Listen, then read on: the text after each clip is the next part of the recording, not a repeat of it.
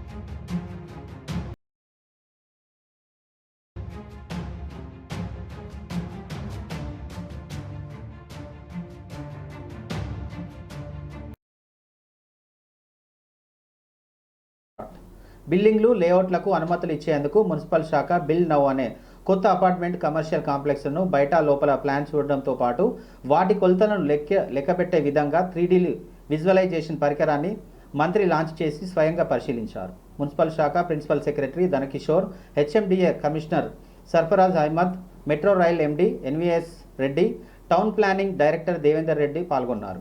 ఈ విధానంపై షార్ట్ ఫిలింను ప్రదర్శించారు. ఈ సందర్భంగా మంత్రి శ్రీధర్ బాబు మాట్లాడుతూ ఏకాకృత ఏఐతో భవనాలు, లేఅవుట్లను కొత్తగా స్టార్ట్ చేస్తున్నామని, ఏఐతో బిల్ నౌ అనే అన్ని సేవలు ఒకే దగ్గర అందుబాటులో ఉంటాయని చెప్పారు. ఒక బిల్డింగ్ కమర్షియల్ కాంప్లెక్స్లో బ్లాకులు, హాల్, కిచెన్, బెడ్రూమ్ 3Dలో చూడవచ్చని తెలిపారు. ఆన్లైన్ విధానాన్ని తీసుకువచ్చింది అని అన్నారు.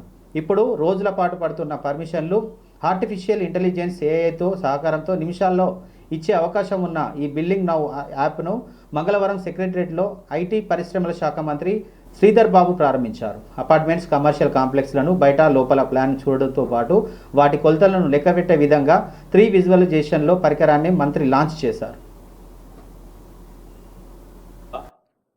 గౌరవ ముఖ్యమంత్రి రేవంత్ రెడ్డి గారే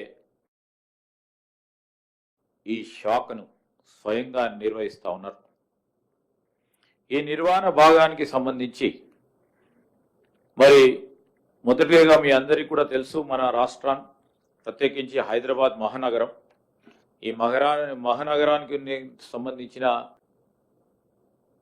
అదేవిధంగా చాలామందికి ఉపాధి కల్పన, దాంతోపాటు ఆదాయ వనరులు కూడా ప్రతి ఇంట్లో పెరగటం, దీనికి అనుగుణంగా చాలా పెద్ద ఎత్తున పెట్టుబడులు రావటం, ఏ ప్రభుత్వాలు వచ్చినా ప్రో బిజినెస్, అదేవిధంగా బిజినెస్ ఫ్రెండ్లీ వాతావరణం కల్పించే ఒక ప్రయత్నం కొనసాగిస్తూ ఉన్నాం. మేము గతంలో ముఖ్యమంత్రి గారు అడ్మినిస్ట్రేటివ్ గవర్నెన్స్ విషయంలో companies, draft outlets with open layouts సంబంధించి 21% పెరిగింది. అడ్మినిస్ట్రేటివ్ రిఫార్మ్స్ తీసుకురావాల్సిన సమర్పణ కానీ, అప్లికేషన్ సమర్పణ కానీ స్టేషన్ ప్రభుత్వం తీసుకురావాలని ఈరోజు బిల్డ్ నౌ ఒక కొత్త టెక్నాలజీకి సంబంధించిన అప్లికేషన్ను తీసుకురావాలని నిర్ణయం చేయడం జరిగింది. ద్వారా అంశాలతో సరిగా అపార్ట్మెంట్ మనం కొనేది దీంట్లో ఏ విధంగా ప్రభుత్వ అధికారులు మరియు రెసిడెంట్ వెల్ఫేర్ అసోసియేషన్కి సంబంధించిన పెద్దలను వారందరికీ శిక్షణ, అవేర్నెస్, ఎడ్యుకేట్ చేస్తూ రాబోయే రోజుల్లో ఈ శిక్షణ ప్రారంభోత్సవం చేస్తాం. ఈరోజు మేము ఖచ్చితంగా చెప్తాను, డిజిటల్ గవర్నెన్స్లో ఒక కొత్త అధ్యయనం ప్రారంభం కాబోతా ఉంది. ఈ 2 నెలల కాల హయంలోనే ఈ ఆర్కిటెక్ట్లకు కానీ కానీ 3 కోట్ల రూపాయల వ్యయంతో ఈ మహానగరానికి సంబంధించి ఎల్ఎండి సామర్థ్యంతో సంవత్సరానికి మొక్కలు నాటే లక్ష్యం ప్రభుత్వంలో ఈరోజు నగరవాసులందరికీ కూడా ముందుకు తీసుకెళ్లే ప్రయత్నంలో ఇతర అంశాలు 49 మిస్సింగ్ రోడ్ల నిర్మాణాలను చేపట్టడానికి అనుమతులు ఇవ్వటం జరిగింది. మూసీ పూర్వ వైభవానికి ఎంత ఖర్చైనా వెనకాడమని డిప్యూటీ సీఎం మల్లు భట్టి విక్రమార్క స్పష్టం చేశారు. హైదరాబాద్ను కాలుష్య రహిత సిటీగా తీర్చిదిద్దుతామని పేర్కొన్నారు. కాంగ్రెస్ ఏడాది ప్రజాపాలన విజయోత్సవాల్లో భాగంగా మంగళవారం ఎన్టీఆర్ మార్గం హెచ్ఎండిఏ గ్రౌండ్స్లో హైదరాబాద్ రైజింగ్ ఉత్సవాల కార్యక్రమానికి సీఎం రేవంత్ రెడ్డితో కలిసి ఆయన మాట్లాడారు. మూసీ పూర్వ వైభవానికి కృషి చేస్తుంటే కాంగ్రెస్ ప్రభుత్వాన్ని కూల్చివేస్తామని సోషల్ మీడియా ద్వారా కుట్రలు చేస్తున్నారని మండిపడ్డారు. నది పరివాహక ప్రజల అభివృద్ధి చెందేందుకు బీఆర్ఎస్ బీజేపీ కుట్రలు చేస్తున్నారని మండిపడ్డారు. ప్రజలను మభ్యపెట్టడం కోసం కిషన్ రెడ్డి మూసీ నది వెంట ఒక్కరోజు నిద్రపోవడం సరికాదని గుడిసె వేసుకొని కుటుంబంతో జీవించి చూపించాలని సవాల్ విసిరారు. మూసీని జీవనదిగా మార్చాలని ప్రజాప్రభుత్వం ముందుకెళ్తుందని, నది వెంట ప్రజల జీవితాలు బాగుపడటం ఇష్టం లేదని ప్రతిపక్షాలు అడ్డుకుంటున్నాయని ఆరోపించారు. ఆ ప్రాంతంలోని పేదలకు మంచి జీవితం అందించేందుకు ఇండ్ల పట్టాలు ఉన్నా లేకున్నా అందమైన టవర్లను నిర్మించి ఇవ్వాలని ప్రభుత్వం ప్లాన్ చేస్తున్నదని పేర్కొన్నారు. హైదరాబాద్లో ట్రాఫిక్ సమస్య లేకుండా వాహనదారులు సజీవుగా వెళ్లే విధంగా అండర్ పాస్, బ్రిడ్జిలు, ఓవర్ ఫ్లైఓవర్లు నిర్మాణాలు, రోడ్లు అభివృద్ధి చేస్తున్నామని తెలిపారు. ఆ పైన బ్రిడ్జి లెవెల్ మామూలు రోడ్ ఎక్కడ కూడా సిగ్నల్ లేకుండా ట్రాఫిక్ సజావుగా సాగేటట్టుగా మొత్తం నగరం మొత్తానికి రూపకల్పన చేసి డిస్ప్లే చేశారు. నేను అడుగుతా ఉన్నాను, నగరంలో ట్రాఫిక్ అనేది పెద్ద సమస్యగా మారింది. ఆ మారిన సమస్యకు పరిష్కారం చూపించడం కోసమే ఈరోజు నగరంలో రోడ్ల అభివృద్ధి చేయడమే కాకుండా కావలసిన నిర్ణయాలన్నీ తీసుకొని బడ్జెట్ కేటాయించి ముందుకు పోతా ఉన్నాం. మిత్రులారా, నగరాభివృద్ధి కోరుకునేటువంటి ప్రతి వ్యక్తికి నేను విజ్ఞప్తి చేస్తా ఉన్నాను. ఇక్కడ నగరంలో సంక్షేమం కావాలని కోరుకునేటువంటి పేద వాళ్ళకు కూడా నేను విజ్ఞప్తి చేస్తా ఉన్నాను.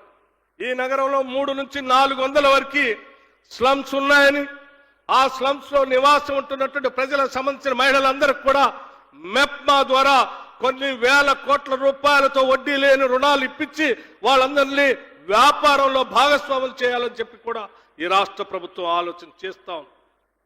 ఇదంతా ఈ నగరంలో ఉన్నటువంటి ప్రజల అభివృద్ధి కోసం చేసేటువంటి కార్యక్రమం. ఈ కార్యక్రమాన్ని నగరం బాగుపడాలని కోరుకునేటువంటి వాళ్ళందరికీ కూడా నేను ఒకటే విజ్ఞప్తి చేస్తా ఉన్నా. నేను అభినందనలు, ధన్యవాదాలు తెలియజేస్తూ ఈ నగర అభివృద్ధిలో, ఈ నగర అభివృద్ధి కార్యకలాపాల్లో మనం జరుపుకున్నటువంటి ఉత్సవాల్లో రేపు 7, 8, 9 తారీఖుల్లో కూడా హైదరాబాద్ మిగతా వాళ్ళంతా అక్కడే ఉండండి అని చెప్తే మళ్ళీ పోయి నువ్వు విలాసవంతమైన ప్యాలెస్లో బతుకుతూ వాళ్ళు ఆడే ఉండవని చెప్పడం కరెక్ట్ కాదు. వాళ్ళ బాగు కోసం ఈ రాష్ట్ర ప్రభుత్వం కట్టుబడి ఉంది. బ్రహ్మాండంగా అభివృద్ధి చేస్తాం. ఆ చేయటమే కాదు, వాళ్ళకు కావాల్సిన అభివృద్ధితో కూడినటువంటి ఆర్థిక సహాయాన్ని, ఇళ్లను కూడా ఈ ప్రభుత్వం అందిస్తుందని చాలా స్పష్టంగా మనం చేస్తా ఉన్నాం. వచ్చే 4 ఏళ్లలో హైదరాబాద్ను 1,50,000 కోట్లతో అభివృద్ధి చేసి న్యూయార్క్, ట్యూకో నగరాలకు ధీటుగా నిలుపుతామని సీఎం రేవంత్ రెడ్డి ప్రకటించారు. 40,000 నుంచి 50,000 ఎకరాల్లో అంతర్జాతీయ నగరాలకు ధీటుగా ఫ్యూచర్ సిటీని నిర్మిస్తామని, నగరానికి మణిహారంగా 35,000 కోట్ల రూపాయలతో RRR, అక్కడి నుంచి సిటీని కనెక్ట్ చేసేందుకు 15,000 కోట్లతో రేడియల్ రోడ్లను, ఇంకో 35,000 కోట్లతో మెట్రో విస్తరణ, ఓవర్ ఫ్లైఓవర్లు, ఎలివేటెడ్ కారిడార్లు నిర్మాణంతో పాటు అనేక అభివృద్ధి కార్యక్రమాలకు చేపడతామని, గోదావరి జలాలు మూసీలో పరివరించే విధంగా కాలుష్య రహిత నగరంగా అంతర్జాతీయ పెట్టుబడులను స్వర్గధామంలా మారుస్తామని వెల్లడించారు.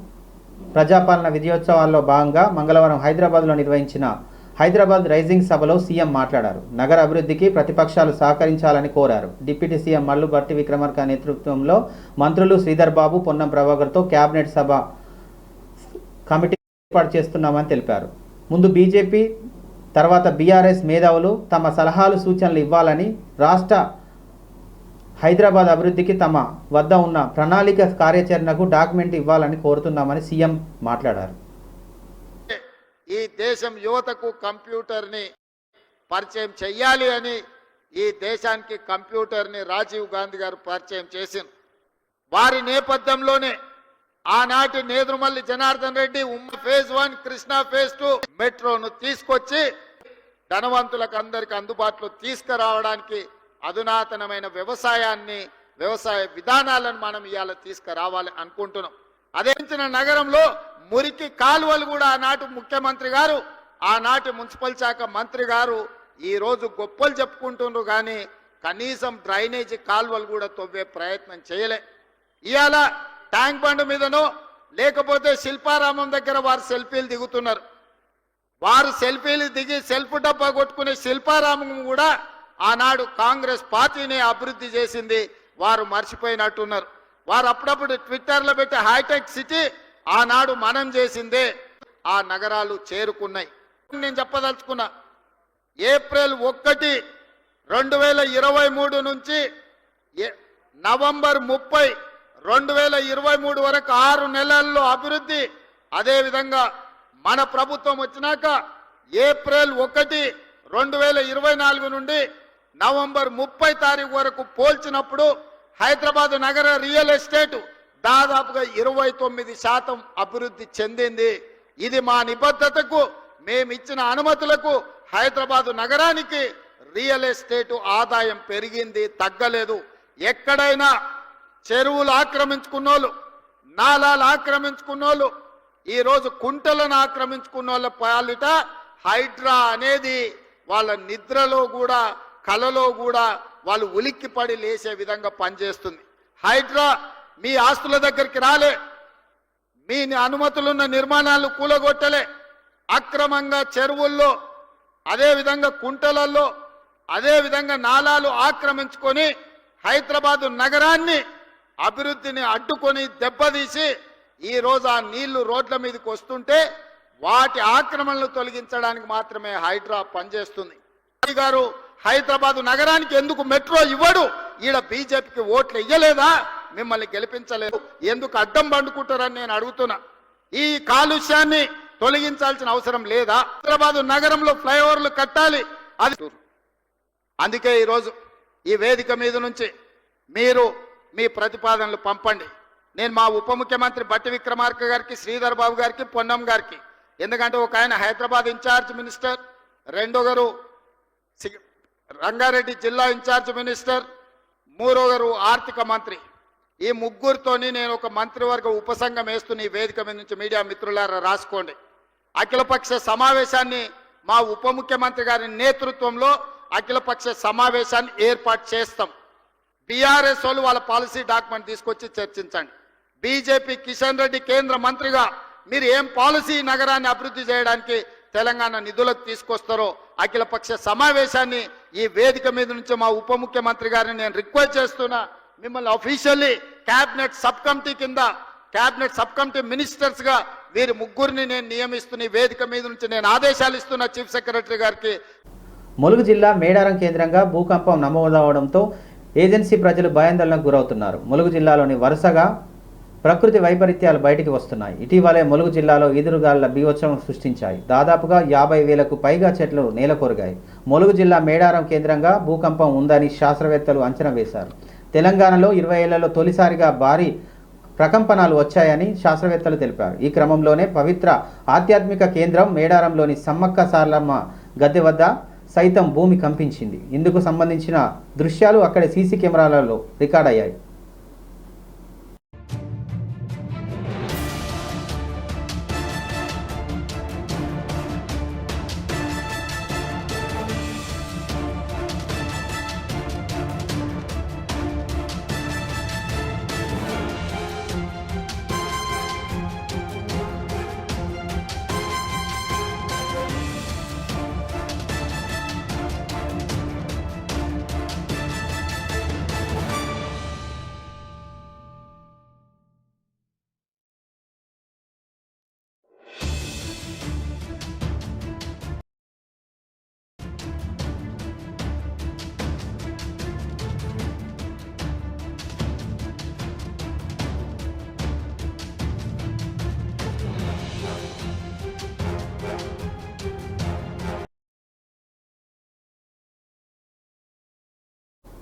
ఇంతటితో ఈ బులెటిన్ సమాప్తం. మరో బులెటిన్తో మళ్ళీ కలుద్దాం. చూస్తూనే ఉండండి ఓరుగల్లు 9 నేషనల్ టీవీ.